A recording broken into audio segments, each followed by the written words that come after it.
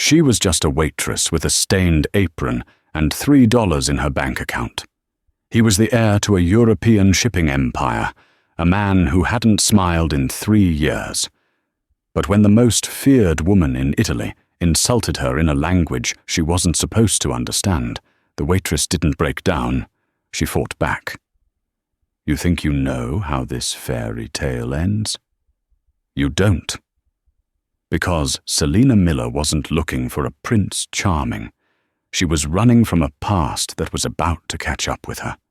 And Lorenzo Valenti wasn't looking for love. He was looking for a spy. This is the story of how a single sentence in Italian destroyed a lie and started a war. The rain in Manhattan didn't wash things clean. It just made the grime slicker. Selina Miller stood by the service station of L'Orizzonte, the most pretentious Italian restaurant on the Upper East Side, wringing her hands in a towel that smelled faintly of bleach and stale garlic. Her feet, encased in cheap black non-slip shoes, throbbed with a rhythm that matched the headache behind her eyes. It was 8:45 p.m. on a Tuesday, the power hour for the city's elite, and Selina was invisible. That was the point. That was the goal. To be invisible. Table 4 needs water. Table 7 wants to send the risotto back because it's too rice-like, hissed Gary, the floor manager. Gary was a man who sweated profusely and blamed his staff for the humidity. And Selina, for the love of God, fix your hair. You have stray strands. Wealthy people don't like stray strands. Yes, Gary, Selina murmured, tucking a loose lock of chestnut hair behind her ear. She grabbed the silver water pitcher and moved onto the floor. The dining room was a sea of cashmere, diamonds, and hushed conversations about mergers and acquisitions. Selina navigated the tables like a ghost, filling glasses, removing crumbs, never making eye contact. Eye contact was dangerous. Eye contact meant being remembered. Then, the heavy oak doors at the front of the restaurant swung open. The air in the room seemed to shift. The ambient chatter didn't stop, but it dropped an octave. Gary rushed forward, his face slick with panic and delight. Signor Valenti. Signora Valenti. Gary bowed so low he nearly head-butted the host stand. We weren't expecting you tonight, but we have the private booth ready. Always ready. Walking through the door was Lorenzo Valenti. He was tall, wearing a charcoal 3-piece suit that cost more than Selina's entire life earnings. He had the kind of face that graced the covers of Forbes and GQ simultaneously. Sharp jawline, dark, brooding eyes, and a mouth set in a permanent line of dissatisfaction. He was the CIO of Valenti Logistics, a man who moved half the world's cargo and took no prisoners. But it was the woman on his arm who terrified the staff, Donatella Valenti, the matriarch. She leaned heavily on a black cane, topped with a silver lion's head. She was small, withered, but her eyes were like 2 pieces of flint. She wore black lace and a scowl that could curdle milk. Gary, Lorenzo said, his voice a deep baritone that vibrated through the room. My mother is tired. No fanfare. Just the booth. Of course. Right this way. Gary snapped his fingers at Selina. You, take table 1, the Valentis. Don't mess this up, or you're done. Selina's stomach dropped. She grabbed the menus and followed. As the Valentis settled into the circular booth, Selina felt the weight of Donatella's gaze. It was dissecting, cruel, and bored. Good evening, Selina said, keeping her voice flat. My name is Selina. I'll be taking care of you tonight. Lorenzo didn't look up from his phone. Sparkling water. No ice. And bring the wine list, the reserve list. Donatella waved her hand dismissively at the menu Selina held out. She looked at her son, then turned her cold eyes onto Selina. She spoke rapidly, her voice a sharp rasp. Dio mio, Lorenzo, guarda questa ragazza. È magra come un chiodo e ha l'aria di chi dorme per strada. Perché ci porti in questi posti dove il personale puzza di povertà? Translation. My God, Lorenzo. Look at this girl. She is as thin as a nail and looks like she sleeps on the street. Why do you bring us to these places where the staff smells of poverty? Lorenzo sighed, still typing on his phone. Mamma, per favore. Basta. Mamma, please. Enough. But Donatella wasn't finished. She leaned back, tapping her cane on the floor. E guardale le mani. Tremano. Probabilmente è una drogata o una ladra. Non voglio che tocchi il mio cibo. Translation. And look at her hands. They are shaking. She is probably a drug addict or a thief. I don't want her touching my food. The restaurant went silent around them. Gary was hovering nearby, oblivious to the meaning of the words but sensing the tension.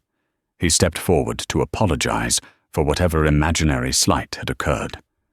Selina stood frozen. The tray in her hand felt like lead. She had spent 5 years running.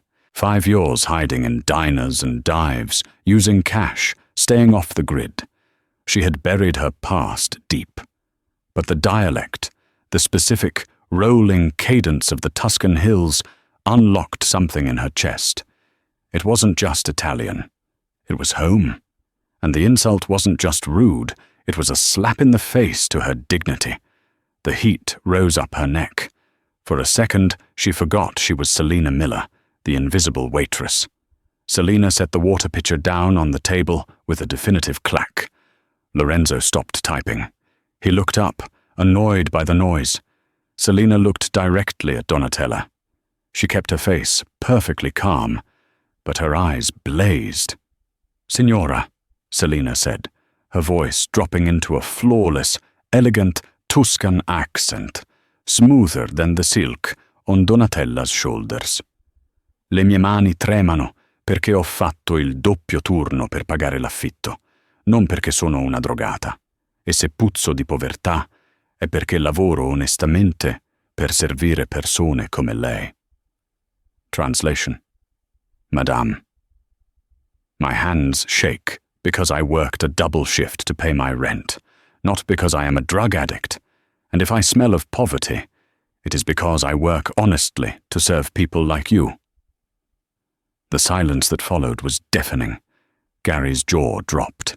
He didn't understand the words, but he understood the tone. The busboy 3 tables away stopped wiping a glass. Lorenzo Valenti slowly lowered his phone to the table. He looked at Selina for the first time, really looked at her. He saw the fire in her hazel eyes, the defiance in her posture. Donatella's mouth opened slightly. The flint in her eyes sparked. For a moment, she looked furious. Then, something unreadable flickered across her face. Shock? Respect? You speak Italian, Lorenzo said, in English. It wasn't a question. I do, Selina replied, switching back to English, her voice trembling slightly now as the adrenaline faded and the realization of what she had just done crashed down on her. Where did you learn that dialect? Lorenzo asked, his eyes narrowing.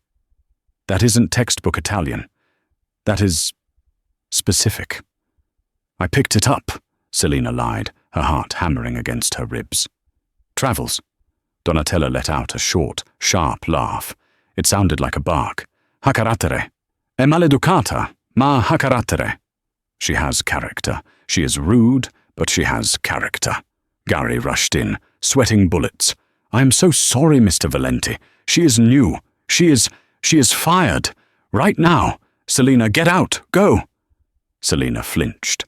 She looked at Lorenzo, expecting him to nod, to dismiss her like the help she was.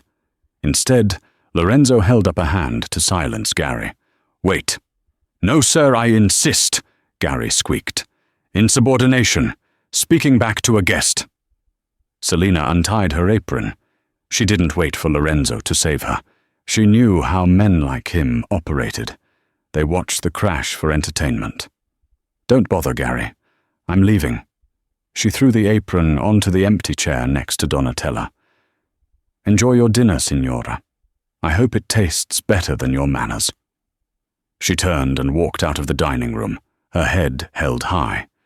But the moment the kitchen door swung shut behind her, she broke into a run. She grabbed her coat, ignored the shouts of the kitchen staff, and burst out the back door into the alleyway rain. She leaned against the brick wall, gasping for air. Stupid, stupid, stupid. She had just lost her income. She had drawn attention to herself. She pulled her hood up and began to walk toward the subway, the rain mixing with the hot tears on her face. She didn't notice the sleek black Rolls-Royce Phantom idling at the curb, nor the man stepping out of the back seat into the rain, ignoring the umbrella his driver held out. "Selina!" She froze. She knew that voice. She turned around. Lorenzo Valenti was standing 10 feet away, water darkening the shoulders of his suit. He looked out of place in the grimy alley, like a panther standing in a landfill. "Go away!" she shouted over the sound of the rain. "I'm fired. You won." "I don't want to win," Lorenzo said, taking a step closer. "I want to hire you." The rain hammered against the roof of the Rolls-Royce, creating a muffled, rhythmic cocoon that separated them from the noisy New York streets. Selina sat on the edge of the cream leather seat, dripping wet. She refused the towel Lorenzo had offered. She didn't want to owe him anything, not even dry hair. Lorenzo sat opposite her, his legs crossed, a crystal tumbler of amber liquid in his hand. He watched her with the intensity of a predator, studying a new species of prey. "You're ruining the upholstery," he observed dryly. "You invited me in," Selina snapped. "I was perfectly happy walking to the subway." "No, you weren't. You were crying." Selina stiffened. "I was not." "You were. And you are broke. Gary tells me you've been picking up double shifts for 3 months straight. You live in a studio in Queens that has questionable plumbing." "Gary talks too much." Selina gripped her bag tighter. "Look, Mr. Valenti, I apologized to your mother. Well, actually, I didn't, and I won't. So if you brought me here to demand an apology, you can let me out right here." Lorenzo swirled his drink. "I don't want an apology. My mother is a tyrant. She deserved it." Selina blinked. "What?" "Donatella Valenti is the toughest woman in Europe," Lorenzo said, his voice dropping. "She chewed up my father, my business partners, and every nanny or assistant we've ever hired. She respects no one, except perhaps the person who dares to bite back." He leaned forward, the smell of expensive cologne and rain filling the space between them. "She liked you, Selina." She smiled. She hasn't smiled in 6 months. I fail to see how that's my problem. It becomes your problem when I offer you $10,000 a month to come live at the Valenti estate. The air left Selina's lungs. 10,000.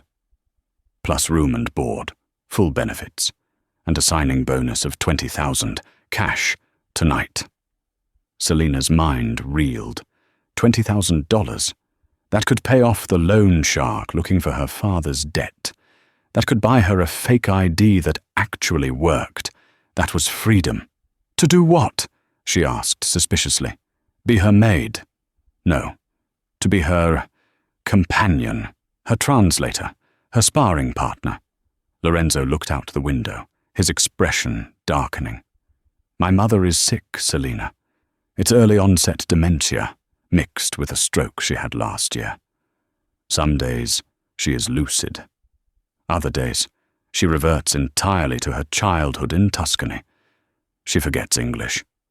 She forgets who I am. She gets violent and angry because she can't communicate. He looked back at her, his eyes vulnerable for a split second. We have tried the best nurses. She fires them or throws vases at them. She hates them because they pity her. But you didn't pity her. You hated her back. That she understands. You want me to babysit a billionaire matriarch because I was rude to her? I want you to be the buffer between her and the world.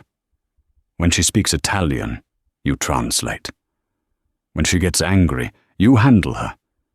You speak the dialect of her village. I don't know how, and I don't care. But you are the key.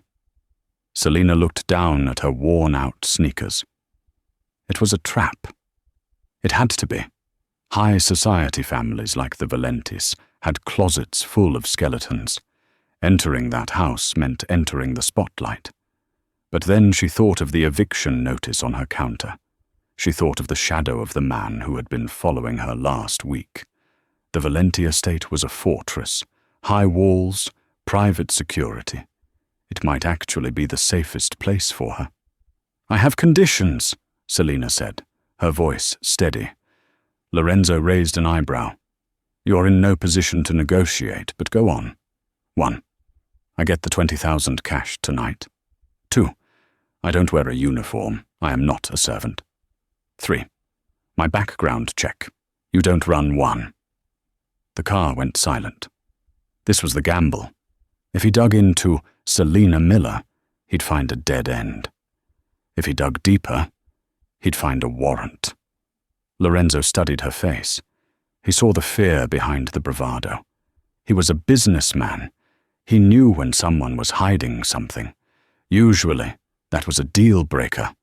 But he thought of his mother, sitting alone in that massive mansion, screaming at nurses she couldn't understand. Everyone has secrets. Selina, Lorenzo said slowly, as long as your secrets don't endanger my family, I don't care about them.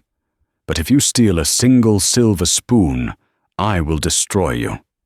I'm not a thief, Selina said. I'm just a runaway. Then we have a deal.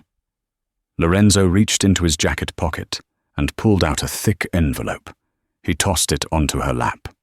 Welcome to the family. The Valenti estate in the Hamptons wasn't a house. It was a castle transported from the cliffs of Amalfi. It sat on a bluff overlooking the Atlantic, surrounded by 12-foot iron gates and dense forest. 2 days later, Selina stood in the grand foyer, feeling incredibly small. The floor was marble, the chandelier was crystal, and the silence was heavy. Lorenzo! A voice rang out from the top of the stairs. Selina looked up. Walking down the stairs was a woman who looked like she had been sculpted from ice and diamonds. She was tall, blonde, and wearing a white dress that fit her like a second skin. Vanessa, Lorenzo said, stepping forward.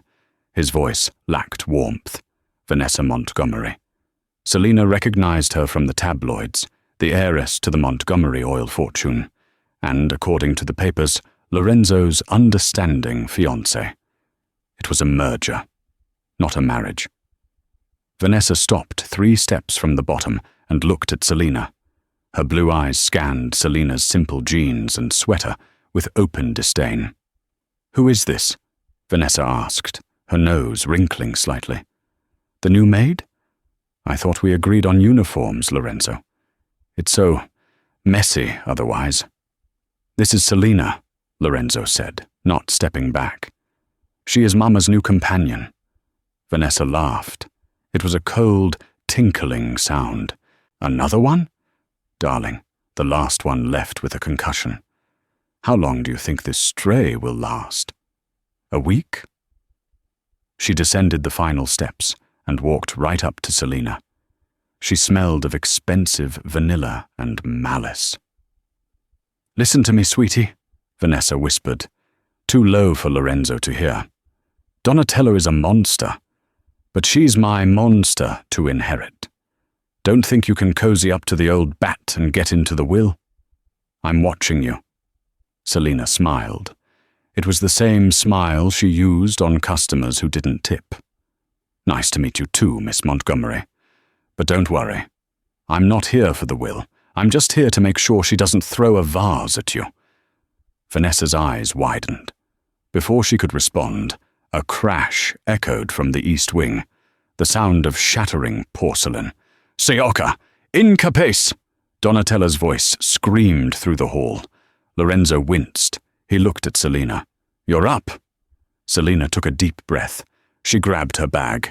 She walked past Vanessa, brushing shoulders with her, and headed toward the screaming. She pushed open the double doors to the drawing room.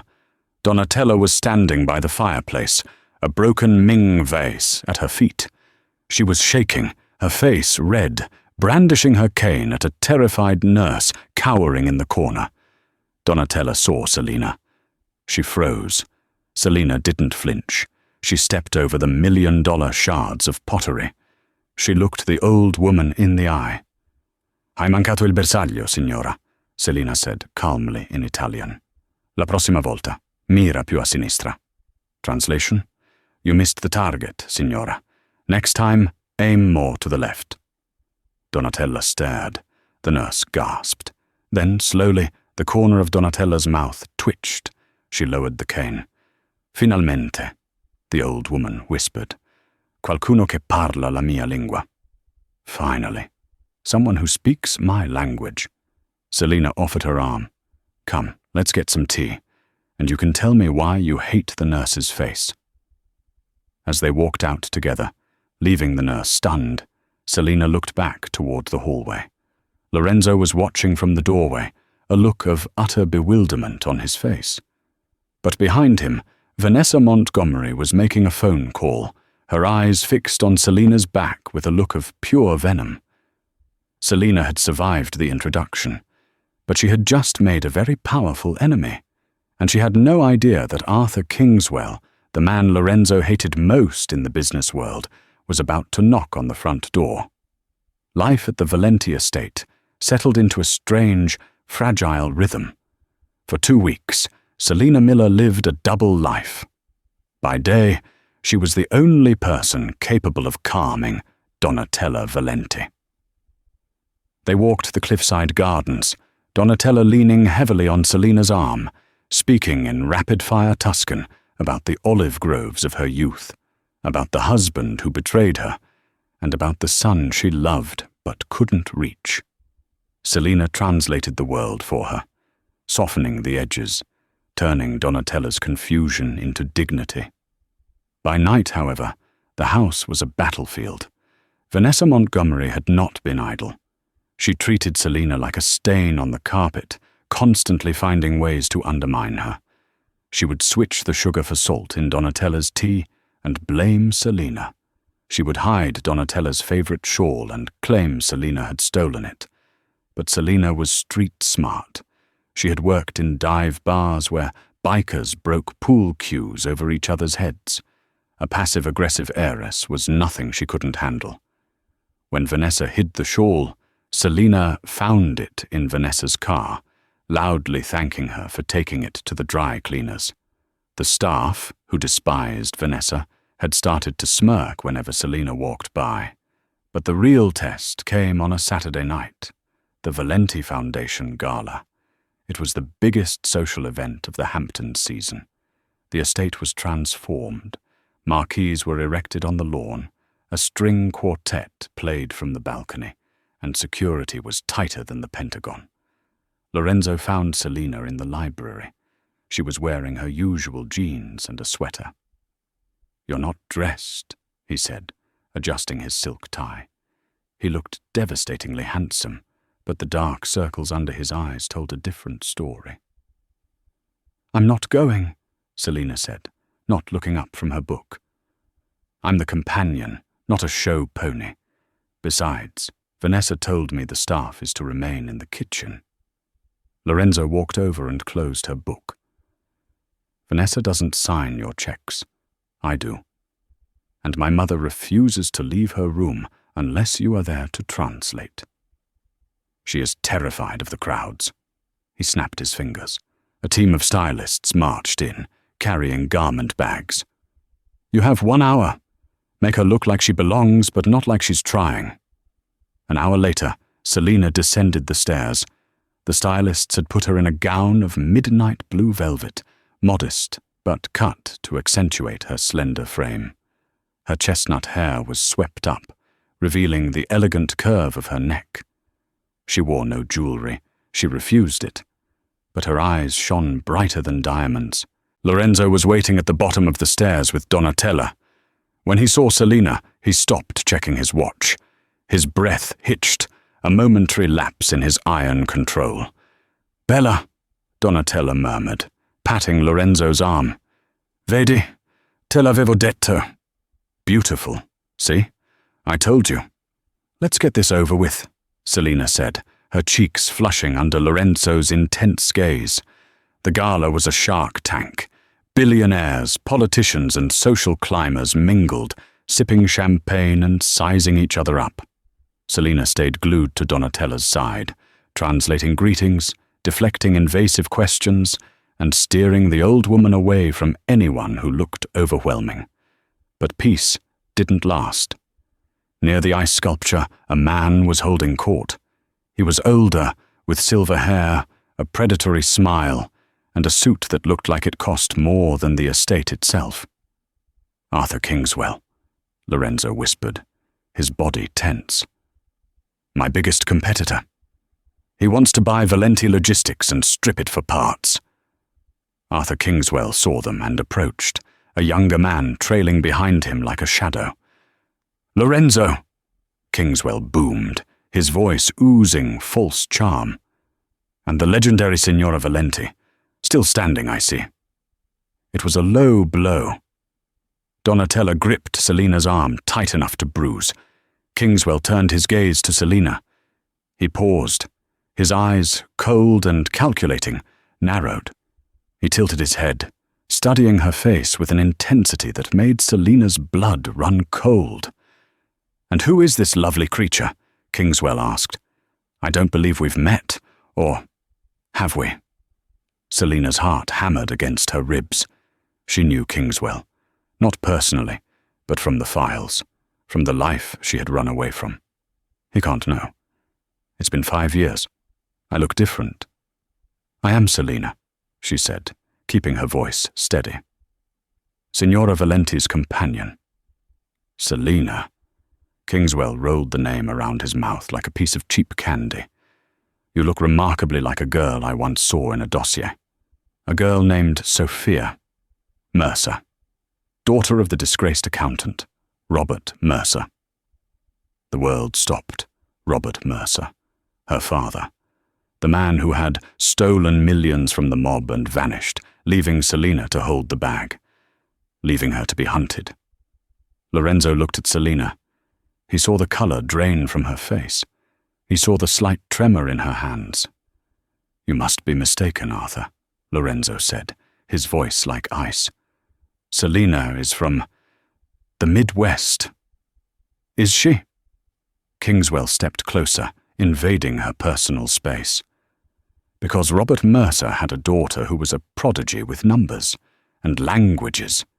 She disappeared right after her father was found, indisposed. It would be a shame if someone with such a colorful history was working in the Valenti household. Imagine the security risks." Donatella sensed the threat. She didn't understand the English words, but she understood the aggression. She raised her cane and slammed it down on Kingswell's polished shoe, hard. Kingswell yelped, hopping back. "Allontanati, avvoltoio!" Donatella hissed. "Puzzi di morte!" Translation: "Get back, vulture. You smell of death." Selina seized the moment. She stepped between Kingswell and Donatella, her fear replaced by protective fury.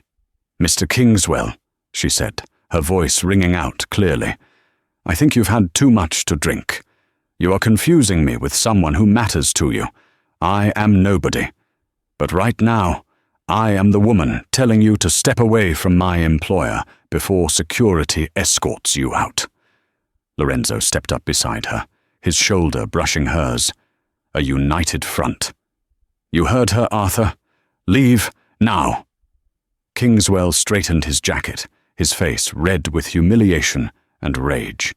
He glared at Selina. "I never forget a face, my dear, and I never leave a loose end." He turned and stormed off, his entourage scrambling to follow. Lorenzo grabbed Selina's elbow. "We need to talk. Now! The study!"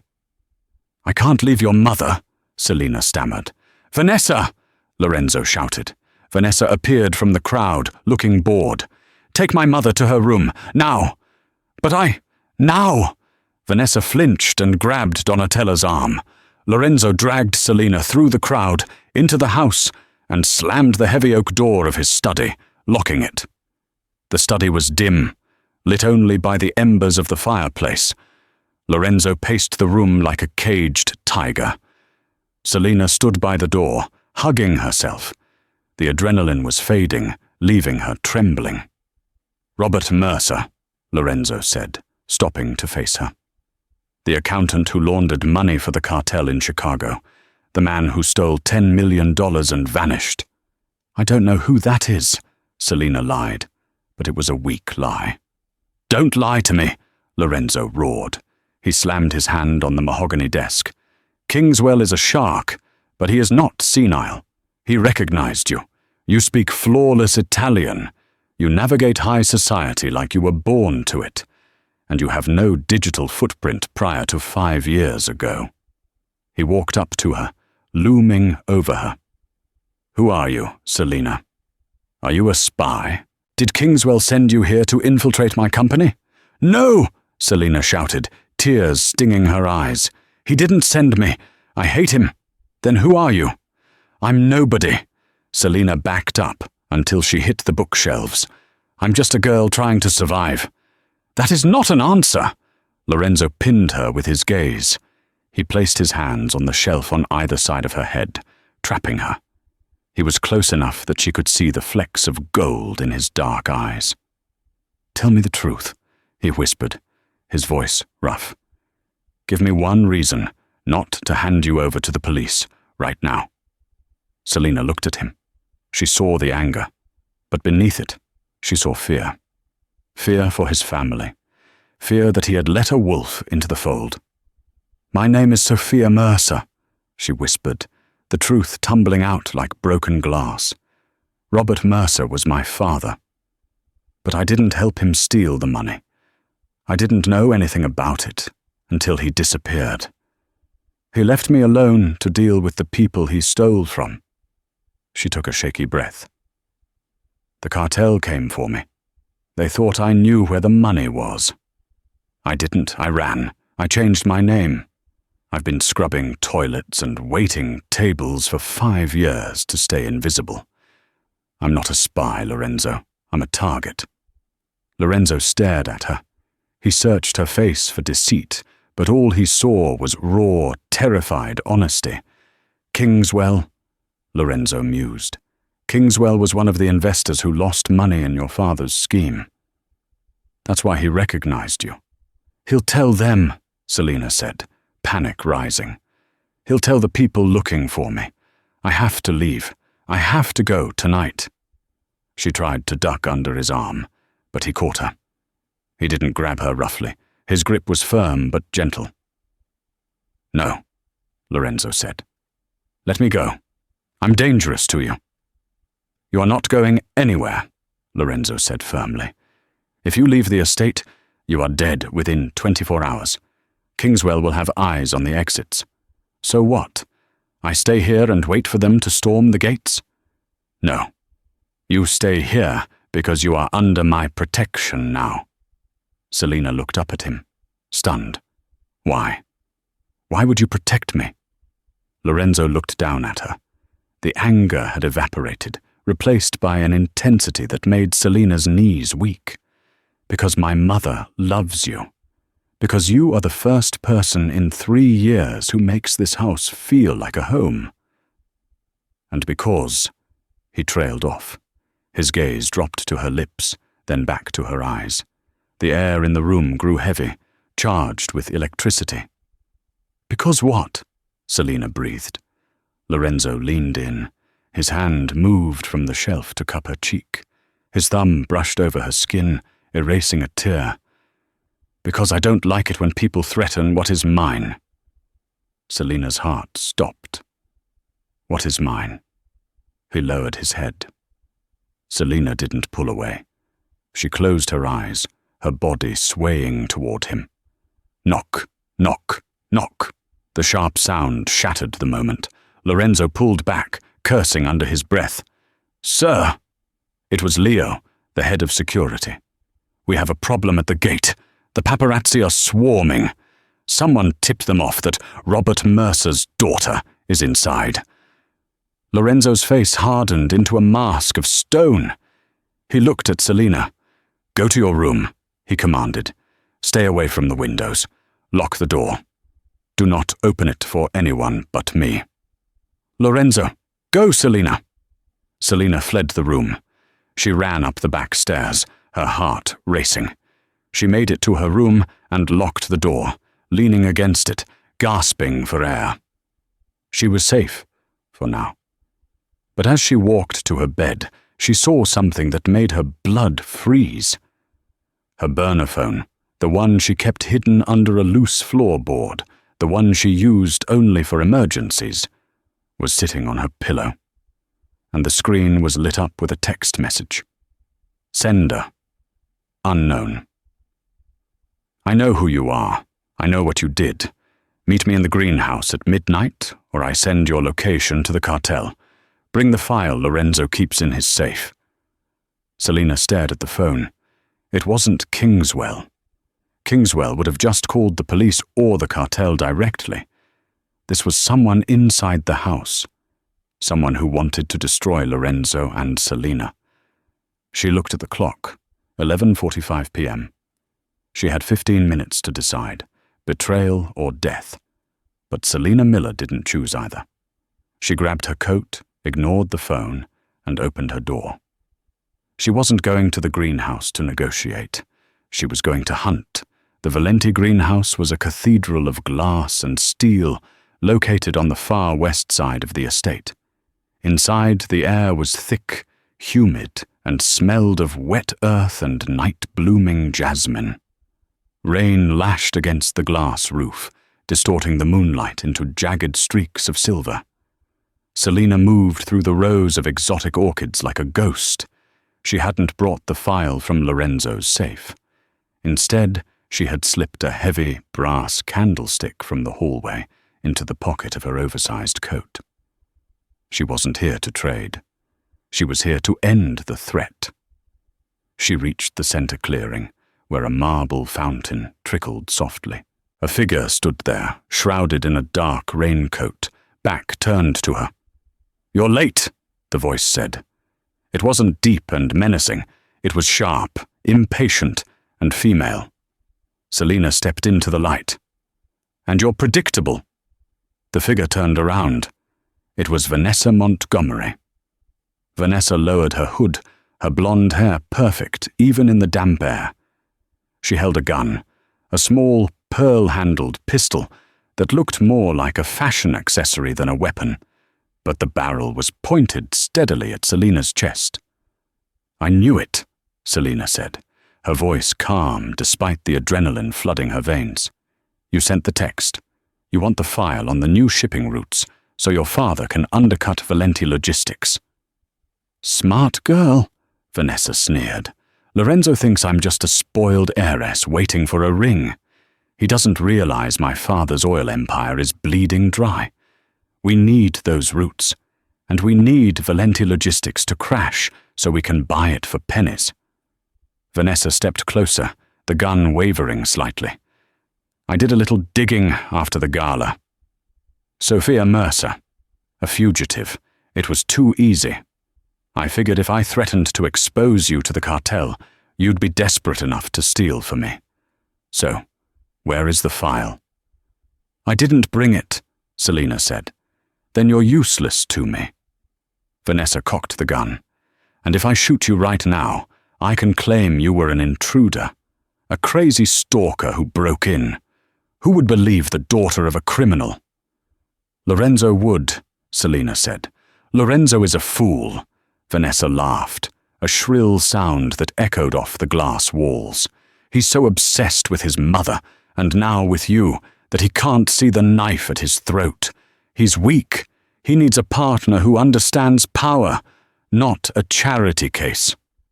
"He understands loyalty," Selina countered, inching her hand toward her pocket. Something you know nothing about.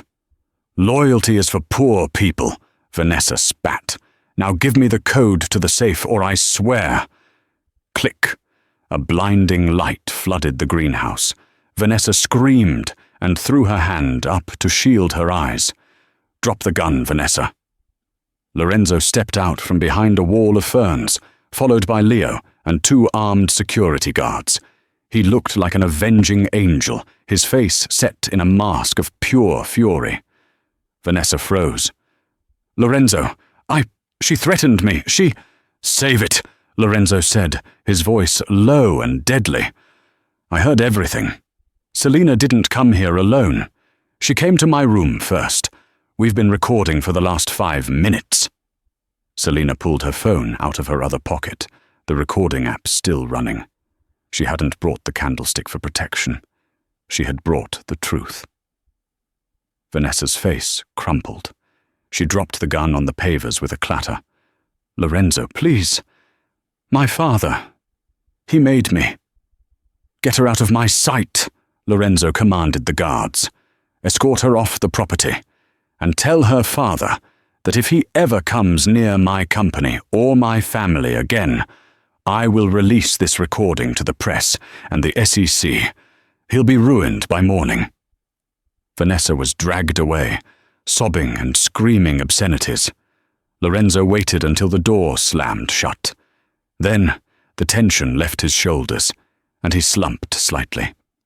He looked at Selena across the fountain. You took a hell of a risk, he said, walking toward her. What if she had pulled the trigger before I turned the lights on? I trusted you to be faster, Selena said, her knees finally giving out. She sat down on the edge of the fountain, shaking. Lorenzo sat beside her. He didn't say anything. He just took her freezing hands in his and held them. The rain pounded above them, but in that small circle of warmth, the world felt safe. You didn't run, Lorenzo whispered, looking at their joined hands. You could have taken the money I gave you and disappeared when she threatened you. Why didn't you? Selena looked up at him. Because running is lonely, Lorenzo, and I'm tired of being lonely. Lorenzo looked at her, his eyes dark with emotion. You are not alone anymore, Selena. He leaned in, and this time there was no knock at the door to interrupt them. He kissed her. It wasn't a tentative first kiss. It was a collision. It tasted of rain, danger, and a desperation that had been building for weeks. Selena wound her arms around his neck, pulling him closer, anchoring herself to the only solid thing in her shifting world. For a moment, the cartel, the police, and the past didn't exist. There was only the sound of the rain and the beating of 2 hearts that had finally found their rhythm. The morning sun hit the Valenti estate with a deceptive brightness. The storm had passed, leaving the world scrubbed clean and glistening. Selena woke up in Lorenzo's bed. The sheets were silk, and the room smelled of sandalwood and him. For a split second, she smiled, stretching her limbs. Then, reality crashed back in. The space beside her was empty. She sat up, panic flaring. Lorenzo! The door opened, and Lorenzo walked in. He was fully dressed, wearing a holster over his white dress shirt. His face was grim. We have to move, he said, not wasting time on pleasantries. Kingswell didn't just tip off the press. He tipped off the cartel. Leo spotted 3 black SUVs idling at the bottom of the hill. They aren't police. Selena scrambled out of bed. They're here for me. They're not getting past the gate, Lorenzo said, grabbing a duffel bag from the closet. I've called in a private extraction team. A helicopter is landing on the south lawn in 20 minutes. We're taking you and Mama to a safe house in Switzerland until I can handle this legal mess. Switzerland? Selena asked, pulling on her jeans from the night before. What about you? I stay here, Lorenzo said, checking the clip of his handgun. If I leave, it looks like an admission of guilt. I have to face them. I have to protect the company." "No!" Selina grabbed his arm. "If they are cartel, they don't care about the company. They'll kill you just to send a message to my father." "I have 50 armed guards, Selina. I'll be fine. My priority is you and my mother." He cupped her face, kissing her forehead hard. "Get Mama ready. Meet me at the library in 10 minutes. Do not stop for anything." Selina ran. She burst into Donatella's room. The old woman was sitting by the window, staring at the garden, singing a lullaby in Italian. "Andiamo, signora," Selina said, trying to keep her voice light. "Facciamo una gita, un'avventura." "Let's go, signora. Let's take a trip, an adventure."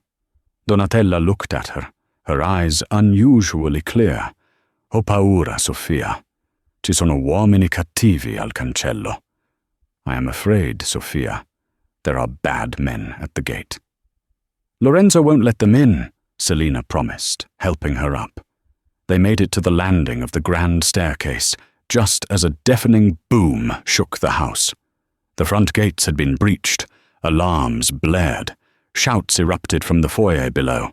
Selina looked over the railing to see the heavy front doors splinter inward. Men in tactical gear, wearing balaclavas, poured into the hall. Leo and the security team opened fire, but they were outnumbered. "Upstairs! Secure the stairs!" Leo screamed before taking a bullet to the shoulder. "Mama, back in the room!" Selina shoved Donatella back toward the bedroom, but the old woman stumbled and fell. "Lorenzo!" Donatella screamed. Lorenzo appeared from the library, firing 2 shots that took down the lead attacker. He sprinted up the stairs, grabbing Donatella and Selina. "The panic room!" he shouted over the gunfire. "Master bedroom closet, go!" They ran down the hallway. Bullets chipped the plaster around them. They made it into the master bedroom. Lorenzo shoved them into the walk-in closet and punched a code into a hidden panel. A section of the wall slid open to reveal a steel-reinforced room. "Get inside," Lorenzo ordered. "You're coming with us," Selina cried, pulling at his sleeve. "I can't," Lorenzo said, his eyes wild. "The panel can only be sealed from the outside if the power is cut. They cut the power. I have to manually lock it and hold them off. No, I won't let you die. Selina, look at me." Lorenzo grabbed her shoulders, shaking her. "If they find you, they will torture you to get to your father's money. If they find my mother, they will kill her. This is the only way." He kissed her again, desperate and brief. "I love you. Now go." He shoved her backward into the steel room. Donatella was already huddled in the corner, sobbing. Selina stumbled back. "Lorenzo!" The steel door began to slide shut. Through the narrowing gap, Selina saw Lorenzo turn around, raising his gun as the bedroom door burst open. She saw him fire. She saw the muzzle flashes. Then the door slammed shut with a heavy thud, and total darkness swallowed them. Inside the panic room, the silence was absolute. The sounds of the battle outside were muffled to a dull thrumming. Selina sank to the floor, holding Donatella. They sat there for what felt like hours. Selina prayed. She prayed to a god she hadn't spoken to in years. "Please let him live. Take me, but let him live." Suddenly, the intercom on the wall crackled. "Selina?" It wasn't Lorenzo's voice. It was a voice she hadn't heard in 5 years, a voice that haunted her nightmares. "Hello, darling," the voice purred. "It's Daddy." Selina stared at the speaker, horrified. Her father. "Here?" "Open the door, Selina," Robert Mercer said. "The Italian boy is indisposed. He fought bravely. But if you don't open this door in 10 seconds, I'm going to put a bullet in his head." Selina scrambled to the small monitor on the wall. The camera feed flickered on. The image was grainy, black and white. It showed the bedroom. Lorenzo was on his knees, blood streaming from a cut on his forehead, his hands zip-tied behind his back. A man stood behind him, holding a gun to Lorenzo's temple. The man holding the gun wasn't a cartel thug. It was Robert Mercer, her father. He looked older, thinner, but his eyes were the same, cold, calculating, devoid of love. 5 seconds, Selina, Mercer said. He's breathing. For now. Selina looked at Donatella. The old woman was rocking back and forth, muttering prayers. Selina made a choice. She stood up. She smoothed her hair. She wiped the tears from her face. "I'm coming out," she said into the intercom. "Don't hurt him." "Selina, no!" Lorenzo shouted on the screen, struggling against his bonds. "Don't open it! He's lying!" Mercer pistol-whipped Lorenzo. Lorenzo slumped forward. "Open it!" Mercer commanded. Selina hit the release button. The steel door hissed and began to slide open. Light flooded the panic room. Selina stepped out, her hands raised. Robert Mercer smiled. "There she is. My retirement fund." "Let them go," Selina said, her voice steel. "You want me? You want the codes to the accounts? I have them memorized. But if you hurt a hair on their heads, I will wipe those accounts clean before you can blink." Mercer laughed. "Always so dramatic. Just like your mother." He signaled to his men. "Grab her. Leave the old woman. And the boy? Well, no witnesses, right?" He raised the gun toward Lorenzo again. "No!" Selina screamed, lunging forward. But she wasn't fast enough. Bang! The echo of the gunshot rang in Selina's ears, a high-pitched whine that drowned out the world. She squeezed her eyes shut, waiting for the scream, waiting for Lorenzo to slump to the floor. But the scream didn't come from Lorenzo. It came from Robert Mercer. Selina opened her eyes. Her father was staggering back, clutching his right shoulder, blood seeping through his fingers. His gun lay on the floor, smoking. Lorenzo was alive. He was breathing hard, staring past Mercer, his eyes wide with shock. Selina turned to follow his gaze. Standing in the doorway of the panic room, looking like a vengeful spirit in a silk nightgown, was Donatella Valenti. In her trembling, arthritic hands, she held a snub-nosed revolver. The emergency weapon Lorenzo kept hidden in the safe room's lockbox. "Nessuno tocca mio figlio," Donatella rasped, her voice sounding like grinding stones. Translation: "No one touches my son." For a woman who struggled to remember what day it was, her aim had been impeccable. Mercer roared in pain and lunged for his fallen weapon with his good hand. "You crazy old witch!" "Selina, get the gun!" Lorenzo shouted, throwing his body weight forward to tackle Mercer. Lorenzo, battered and zip-tied, slammed into Mercer's knees. They went down in a tangle of limbs. Mercer, fueled by adrenaline and rage, struck Lorenzo across the face with a heavy fist, desperate to reach the pistol just inches away. Selina didn't think. She didn't hesitate. She saw the gun. She saw her father's hand stretching toward it. She saw Lorenzo bleeding on the carpet. She moved. She slid across the floor like a baseball player stealing home, grabbing the hot barrel of the pistol just as Mercer's fingers brushed the handle. She rolled onto her back, scrambling away, and leveled the gun at her father. "Stop!" she screamed. "Don't move!" Mercer froze, pinned under Lorenzo's weight. He looked up at his daughter, his face twisted in a sneer. "You won't shoot, Selina. You don't have the guts. You're just a waitress." Selina's hands were shaking, but her finger was steady on the trigger. She looked at the man who had ruined her life, the man who had turned her into a ghost for 5 years. "I'm not a waitress," Selina said, her voice dropping to a cold, hard register. "I'm a Valenti." Sirens began to wail in the distance, growing louder by the second. The heavy thump of a helicopter rotor beat against the air above the house. The cavalry had arrived. Lorenzo, panting, looked up at her from the floor. A slow, bloody smile spread across his face. That's my girl. The following months were a blur of flashing cameras, sterile courtrooms and headlines. Billionaire heiress saves CEO from mob father. Valenti matriarch, I shot him and I'd do it again. The real-life Cinderella story. Selina didn't go to prison. With Lorenzo's army of lawyers and the fact that she had saved the life of a prominent figure while aiding in the capture of a top 10 most wanted fugitive, the district attorney cut a deal. Selina testified against her father and the remnants of his cartel contacts. In exchange, she was granted full immunity, and her identity was legally restored. Sophia Mercer ceased to exist.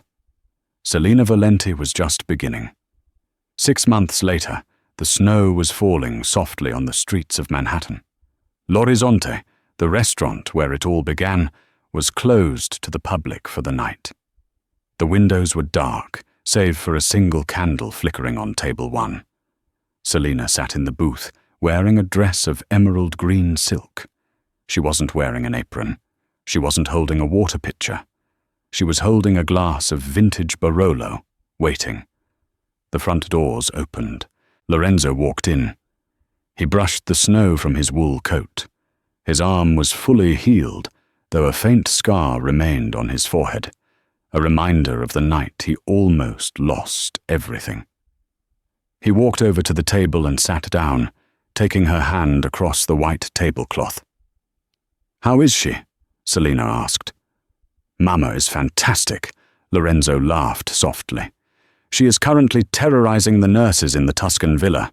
She insists that the olive oil they buy is engine grease and threatens to shoot the grocer. She asks for you every day." "We should go back soon," Selina smiled. "She needs someone to translate her insults properly."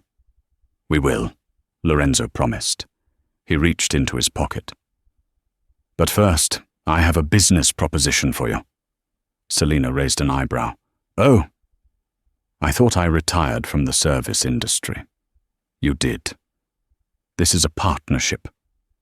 Lorenzo placed a small velvet box on the table. He didn't open it immediately. He looked at her with an intensity that made the rest of the room disappear. "You once told me that running is lonely," Lorenzo said softly. "You were right. I spent years running from my own life, hiding behind work, hiding behind a cold exterior because I was afraid of being hurt again. Then a waitress insulted my mother in flawless Italian, and I stopped running." He opened the box. Inside sat a ring that was less a piece of jewelry and more a piece of history, a massive, cushion-cut yellow diamond surrounded by smaller white diamonds set in antique gold. "This was my grandmother's," Lorenzo said. "The first lioness of Tuscany. It belongs to a woman who can face a dragon and not blink. It belongs to you, Selina." He slid out of the booth and went down on one knee. "Selina Miller. Selina Mercer. Whoever you choose to be mine. Will you marry me?" Selina looked at the ring, then down at the man who had given her a life she never dared to dream of. She thought of the rain in the alleyway, the smell of the greenhouse, the terror of the panic room, and the safety of his arms. "I have a condition," she whispered, tears spilling over. Lorenzo paused, a playful glint in his eye. "Another one? What is it this time? Cash up front?" Selina laughed, a sound of pure joy. "No, no more secrets, no more running. Just us." "Just us," Lorenzo vowed, per sempre. "Forever." "Then yes," Selina said. "Yes, yes, yes." Lorenzo slipped the ring onto her finger. It fit perfectly. He stood up and pulled her into a kiss that tasted of red wine, and forever. Outside, the snow continued to fall on New York City, covering the grime, covering the past. But inside, everything was warm and bright and just beginning. The waitress had stolen the billionaire's heart, but in the end, he had stolen hers right back. And that is the story of Selina and Lorenzo, from a rainy alleyway to a panic room showdown, They proved that love isn't just about romance. It's about having someone who will stand beside you when the gun is pointed at your head. They say fairy tales aren't real, but sometimes, if you fight hard enough, you can write your own happy ending. If this story kept you on the edge of your seat, please smash that like button. It really helps the channel grow and lets me know you want more drama like this. Don't forget to subscribe and hit the notification bell so you never miss a part 1. What did you think of Donatella's surprise rescue? Let me know in the comments below. Thanks for watching, and I'll see you in the next story.